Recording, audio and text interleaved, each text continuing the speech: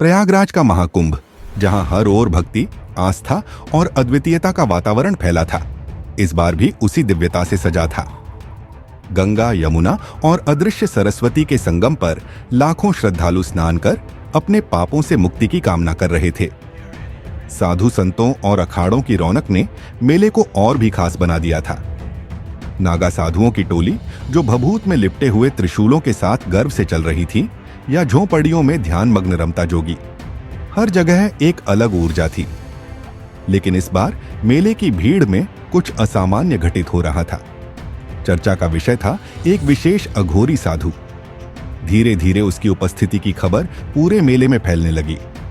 लोग आपस में फुसफुसाने लगे, क्या तुमने उस अघोरी साधु को देखा? वह तो एकदम भगवान शिव जैसा दिखता है। उस साधु की छवि ने सभी को आकर्षित किया। वह भस्म में लिपटा हुआ था, उसकी जटाएं उसके सिर पर मुकुट जैसी लग रही थीं, और उसकी आंखों में एक अद्भुत तेज था। ऐसा लग रहा था मानो वह किसी दूसरे लोक से आया हो। लोग कहते थे कि वह साधु दिन में कहीं दिखाई नहीं देता था, लेकिन जैसे ही रात होती, संगम के तट पर उसकी भव्य छवि उभरती। कुछ ने उसे मंत्रोच्चार करते देखा था, तो कुछ ने उसे अद्भुत शक्तियों का प्रदर्शन करते हुए।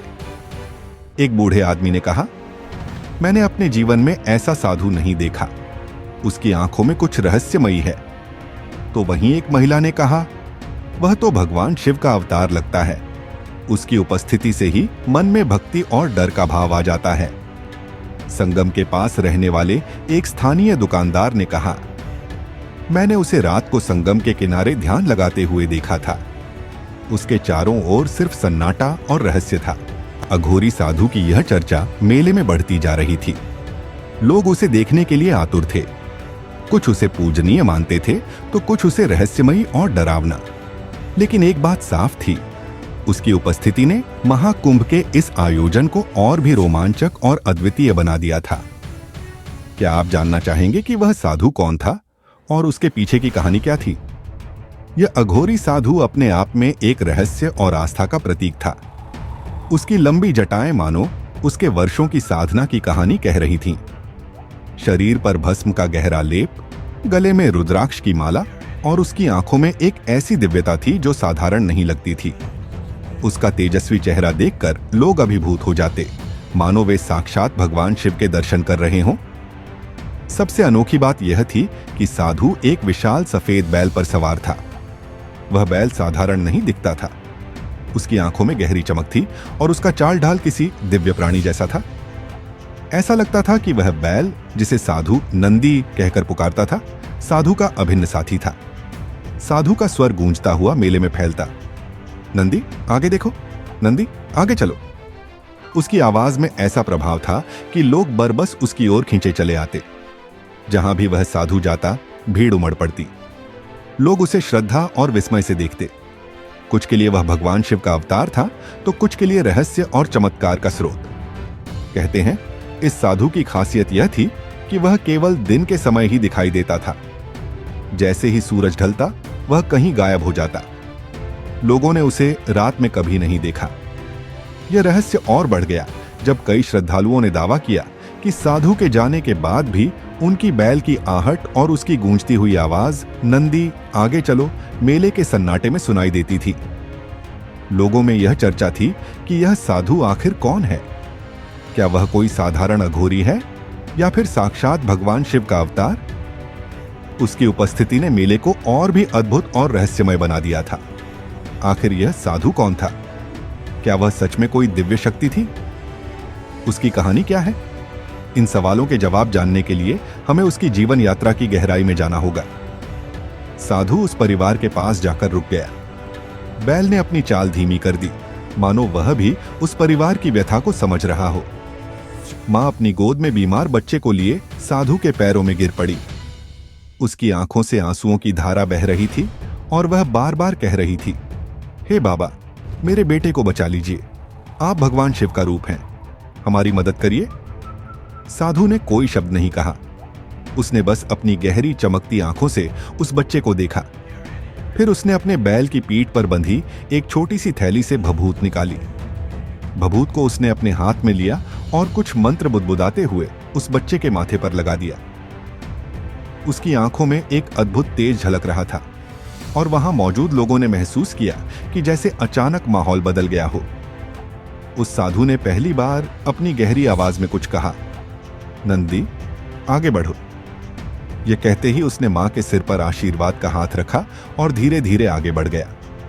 साधु के जाने के कुछ ही क्षणों में वह बच्चा जो महीनों से बीमार था और जिसका शरीर निढाल हो चुका था, अचानक रोने लगा। उसकी मां ने देखा कि उसका बच्चा धीरे धीरे अपनी आंखें खोल रहा है। पहले वह हैरान रह गई, फिर खुशी से चिल्लाते हुए अपने बच्चे को गले लगा लिया। पास खड़े लोग यह चमत्कार देखकर दंग रह गए। भीड़ में से किसी ने कहा, यह साधारण साधु नहीं है, यह तो साक्षात भगवान शिव का अवतार है। अब साधु की रहस्यमयता और भी गहरी हो गई। मेले में यह खबर आग की तरह फैल गई कि वह साधु किसी बच्चे को ठीक कर गया। जो लोग पहले संशय में थे, अब वे भी उसके सामने श्रद्धा से नतमस्तक हो गए। लेकिन साधु अभी भी अपने बैल पर सवार था, अपनी धुन में गंगा के किनारे चलता जा रहा था। लोग उसके पीछे पीछे चल रहे थे, उससे कुछ पूछना चाहते थे, लेकिन वह किसी से कुछ नहीं कहता था। सिर्फ नंदी, आगे देखो, नंदी, आगे बढ़ो, यह वाक्य कहता और भीड़ को पीछे छोड़ देता। सूर्यास्त होते ही वह साधु और उसका बैल एक बार फिर अदृश्य हो गए, जैसे वह हवा में विलीन हो गए हों। लोग जहां खड़े थे वहीं देखते रह गए। यह साधु कौन था?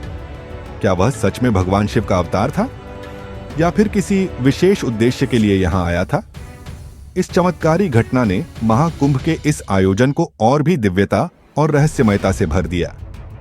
लोग अपनी कहानियों में यह घटना सुनाने लगे और साधु की अद्भुत शक्ति के किस्से पूरे मेले में गूंजने लगे।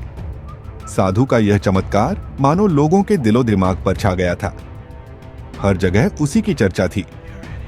माँ बाप अपने बीमार बच्चों को लेकर उसे ढूंढ रहे थे, तो कुछ लोग अपने जीवन की समस्याओं का हल पाने की आशा में उसे खोजने निकल पड़े। साधु का रहस्यमय व्यवहार और अचानक से गायब हो जाना लोगों के दिलों में उसे लेकर और भी अधिक श्रद्धा और उत्सुकता जगा रहा था। हर ओर यही बात गूंज रही थी, यह साधु कोई साधारण इंसान नहीं हो सकता, यह जरूर भगवान शिव का अवतार है।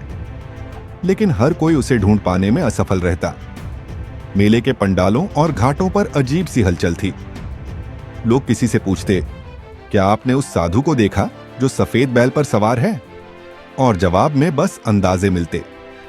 कोई कहता, मैंने उसे भोर के समय नदी के किनारे देखा, तो कोई कहता, वह अभी अभी बाजार से गुजरा है। लेकिन जब लोग वहां पहुंचते तो साधु का कोई अता पता नहीं मिलता। कुछ लोग जो इन चमत्कारों पर यकीन नहीं करते थे, उन्होंने इसे महज एक संयोग या दिखावा माना।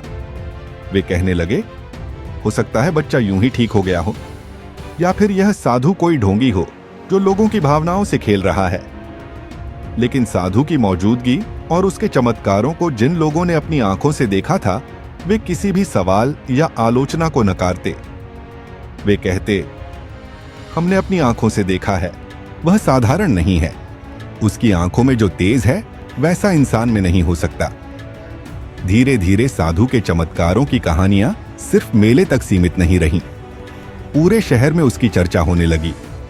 लोग साधु को देखने और उसका आशीर्वाद पाने के लिए हर संभव प्रयास कर रहे थे। लेकिन यह सवाल अभी भी सभी के मन में था, यह साधु कौन है? वह अचानक से कहां से आता है और सूरज ढलते ही कहां गायब हो जाता है? साधु के इस रहस्यमय व्यवहार ने उसे और भी अधिक दिव्य और अलौकिक बना दिया। लोग उसकी तलाश में और भी अधिक प्रयास करने लगे, लेकिन हर बार वह साधु अपनी उपस्थिति से सभी को चमत्कृत कर देता और फिर हवा की तरह गायब हो जाता। पुलिस अधिकारी और महाकुंभ के आयोजक साधु को लेकर पूरी तरह सतर्क हो गए थे। उनकी नजर में यह साधु या तो कोई चमत्कारी संत था या फिर कोई बड़ा ढोंगी जो लोगों की भावनाओं से खेल रहा था। लेकिन साधु का हर बार अचानक से गायब हो जाना और उसकी उपस्थिति से लोगों की समस्याओं का हल हो जाना उन्हें उलझन में डाल रहा था।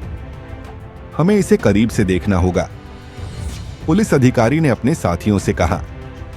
उन्होंने साधु की गतिविधियों पर नजर रखने के लिए कुछ जवानों को तैनात कर दिया। लेकिन यह साधु दिन में दिखाई देता और रात होने से पहले ऐसे गायब हो जाता जैसे वह कभी वहां था ही नहीं। उस साधु से मिलने वाले लोगों की गवाही ने पुलिस और आयोजकों की चिंता को और बढ़ा दिया। एक व्यक्ति जो वर्षों से बीमार था, साधु से मिलने के बाद पूरी तरह स्वस्थ हो गया। उसने बताया, उसने मेरी तरफ देखा और कहा, चिंता मत कर, गंगा माई सब ठीक कर देंगी। बस इतना कहने के बाद मेरी बीमारी जैसे कहीं गायब हो गई। दूसरी ओर एक व्यापारी जो अपने व्यापार में भारी नुकसान झेल रहा था, साधु से मिलने के बाद वापस लौटा और अगले ही दिन उसे अपने व्यापार में बड़ा लाभ हुआ। उसने कहा, साधु ने सिर्फ मेरी ओर देखा और मुस्कुराया। मुझे ऐसा लगा जैसे मेरी सारी परेशानियां खत्म हो गईं। इन गवाहियों ने साधु की रहस्यमय शक्ति को और अधिक मजबूत किया, लेकिन पुलिस के लिए यह मामला जटिल होता जा रहा था। अगर यह सचमुच चमत्कारी है तो हमें इसे समझना होगा, लेकिन अगर यह लोगों को धोखा दे रहा है तो इसे रोकना भी हमारी जिम्मेदारी है, पुलिस अधिकारी ने कहा। मेला क्षेत्र में साधु को ढूंढने के लिए पुलिस ने एक विशेष दल तैयार किया। उनका उद्देश्य था साधु से मिलकर यह जानना कि वह कौन है और उसके पीछे का सच क्या है। लेकिन साधु की खोज आसान नहीं थी। उसने कभी किसी से ज्यादा बात नहीं की। वह अपने सफेद बैल पर सवार होकर बस चुपचाप मेले में घूमता रहता और जब भी कोई उससे बात करने की कोशिश करता, वह उन्हें नजरअंदाज कर देता। सूरज के ढलने के बाद साधु को पकड़ने की हर कोशिश नाकाम हो रही थी। उसकी उपस्थिति और गायब हो जाने का रहस्य पुलिस के लिए भी चुनौती बन चुका था। अब सवाल यह था, क्या पुलिस इस साधु के पीछे का सच जान पाएगी या यह रहस्य हमेशा के लिए अनसुलझा रह जाएगा? लोगों के मन में भी यही सवाल थे, लेकिन साधु से मिलने वालों के जीवन में आए बदलाव ने अधिकांश को यकीन दिला दिया था कि वह कोई साधारण इंसान नहीं है। मेला क्षेत्र में साधु को लेकर बढ़ती चर्चा ने महाकुंभ के माहौल को पूरी तरह बदल दिया था और अब सबकी नजरें इस बात पर थीं कि क्या पुलिस उस साधु से मिलकर उसका रहस्य उजागर कर पाएगी।